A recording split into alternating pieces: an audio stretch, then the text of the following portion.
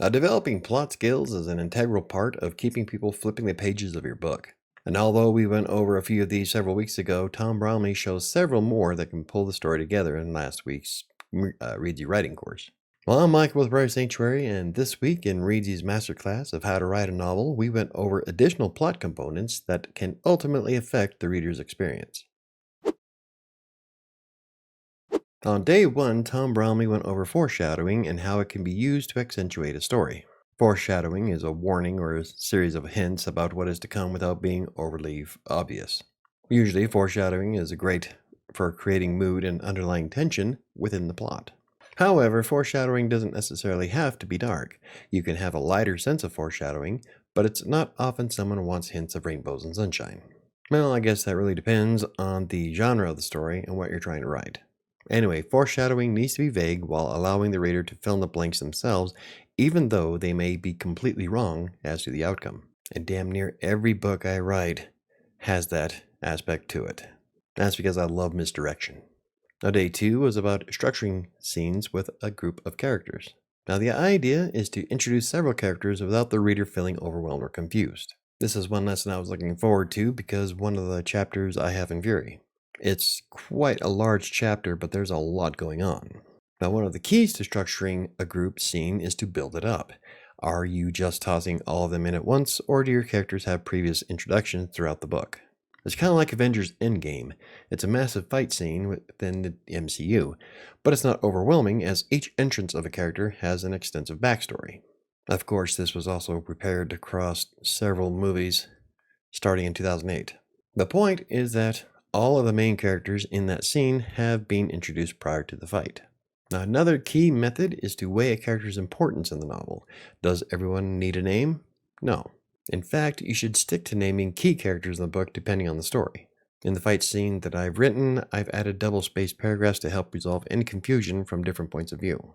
However, the bulk of the chapter centers around three main characters, one of which is the first confrontation between the protagonist and the antagonist.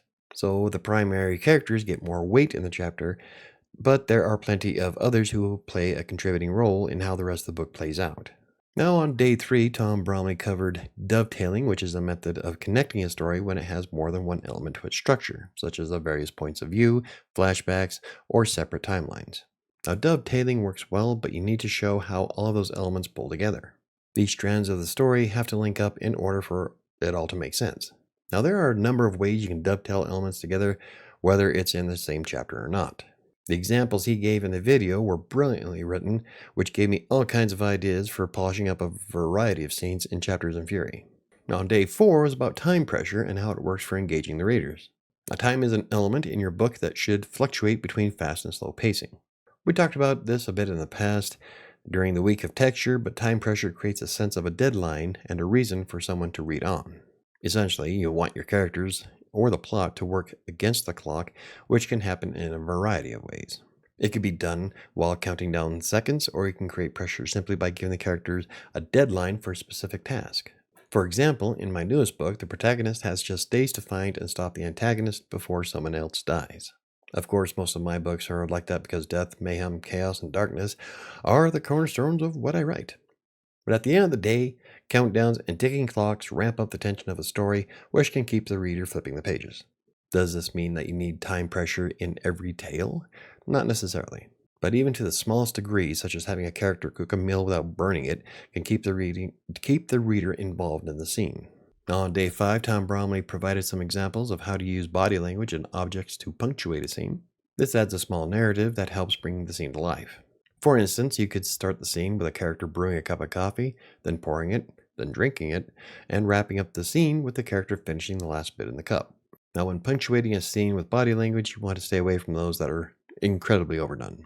For example, the character rolling their eyes, raising eyebrows, sighing an awful lot. Those are done to death. Though I think I have to kind of raise question to sighing. I personally sigh at least once every hour. Then again, I also have teenagers and 20-somethings in the house.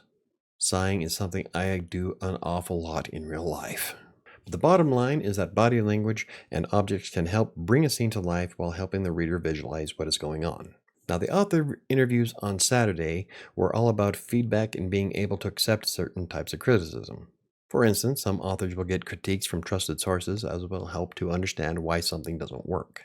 Too many people will reject or hate a book without really telling you why. This includes anywhere from agents to publishers to people buying the book off of Amazon.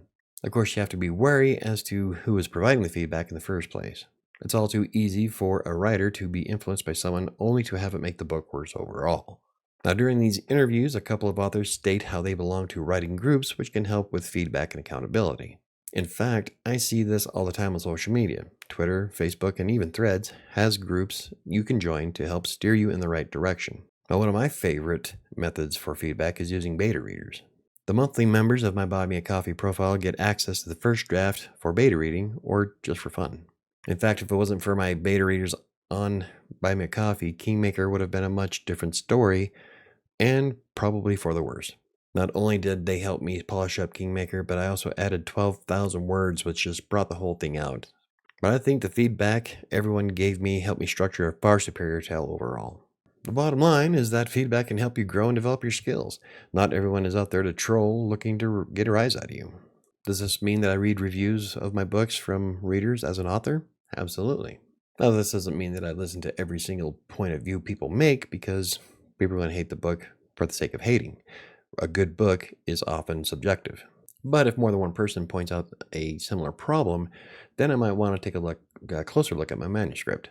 So while a lot of authors believe that reviews are only for buyers, I think they can actually help you improve your writing skill overall. But there were a lot of different elements this week that I found quite interesting.